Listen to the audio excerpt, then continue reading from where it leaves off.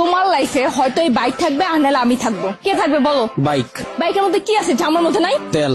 ফাইজলামি করবা না, আমি কিন্তু সিরিয়াস মুন না। তুমি আজকে ফাইনাল ডিসিশন নিবা, তোমার লাইফে এই বাইক থাকবে আর নাহলে আমি থাকবো। তুমি বলো কে থাকবে? বাইক। এত যে বাইক বাইক করতেছো, কি পাইছো বাইকের মধ্যে? হ্যাঁ, যে আমার মধ্যে নাই? ব্রেক। ব্রেক মানে? আমার এই বাইকের ভিতরে একটা ব্রেক আছে, ব্রেকটা যখন চাপ দেই ও থাইমা যায়, কিন্তু তোমার ভিতর কোনো ব্রেক নাই। তোমার থামতে বললে তুমি থামো না। তোমার সাথে রিলেশনে আসার পর থেকে বলতে পারবা কোনো কিছুতে তোমার আমি থামাইতে পারছি? আমার কোনো কথা এখন পর্যন্ত তুমি শুনছো বা আমার কোনো কথার দাম দিছো বলতে পারবা? কিন্তু ও শুনছে, ওর মধ্যে একটা ব্রেক আছে। ওরে যখন আমি চাপ দেই, ওরে যখন আমি থামতে বলি, ও থাইমা যায়, কিন্তু তুমি থামো না। তোমার আমি থামাইতে পারি না। তোমারে যখন কোনো কিছুতে না করি, তুমি আমারে উল্টা প্রশ্ন করো, এইটা কেন করব, ওইটা কেন করব। এই, ও কি কথা বলতে পারবে যে ও তোমাকে প্রশ্ন করবে? এইটাই তো আমার সুবিধা।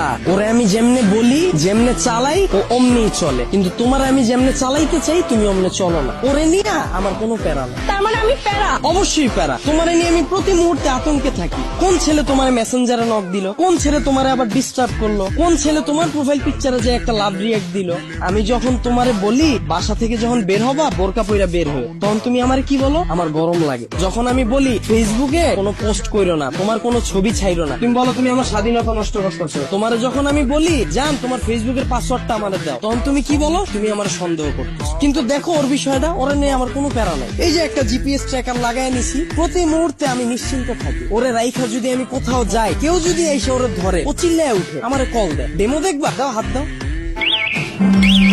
এই যে কল চলে আসছে। আবার তুমি দেখো, যদি আমার কোনো ফ্রেন্ড বা আমার কোনো কাজিন আমার এই বাইকটা নিতে চায়, আমি নিশ্চিন্তে দিয়ে দিই। কারণ কি বলতো, আমার এই জিপিএস ট্র্যাকারের ভিতর লোকেশন সেট করা যায়, ও কতটুকু এরিয়ার মধ্যে থাকবে। আমার ফ্রেন্ড যখন এটা নিয়ে যায়, আমি একেবারে নিশ্চিন্তে ঘুমাই। কারণ এরিয়ার বাইরে গেলে আমার বন্ধু যাবে, কিন্তু ও যাবে না। ও কতটা লয়াল একটু চিন্তা করো। কিন্তু তোমার দিকটা একবার দেখো, আমি যদি তোমারে রাইখা বিদেশে যাই, সুরঙ্গ ছবির মতো আর ফান্নিশের মতো অবস্থা হইব আমার। দেশে এসে কি দেখুন জানো? আমার বন্ধু তোমার নিয়ে বাইকে গেছে। এখন তুমি বল, বাইক রাখলে ভালো হবে না গার্লফ্রেন্ড? এত যে বড় বড় কথা বলতাছো, আমাকে নিয়ে লাস্ট কবে বের হইছো মনে আছে তোমার? তোমারে নিয়ে বের হয়ে আমার কোনো লাভ আছে? তোমারে নিয়ে বের হইলে 8-10টা মেয়ে যদি তাকায়, তাও মুখ ফিরিয়ে যায় না। চিন্তা করে, এটার লগে তো একটা আছে। কিন্তু যদি আমার এই বাইকটা নিয়ে বের হই, 8-10টা মেয়ের সিরিয়াল লেগে যায়। এখন তুমি বল, তোমারে চুজ করা ঠিক হবে না আমার বাইকটাকে? এত যে বাইক বাইক করতেছো না, এই বাইক একদিন তোমার জীবনটা খাইবো। তাও ভালো, ভিতরে কোনো কষ্ট থাকবো না, গেলে গা একবারে জামুগা। মানে? তোমার লগে রিলেশনে যাওয়ার পর থেকে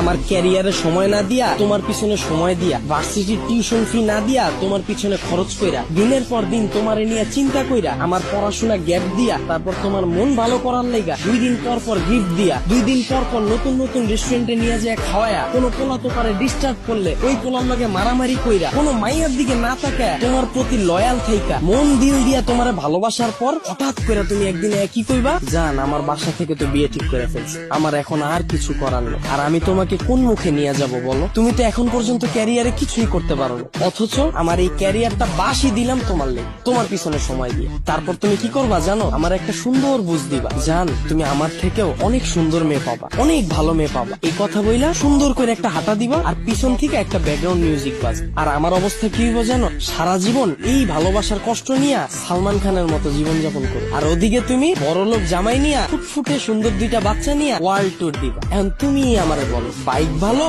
না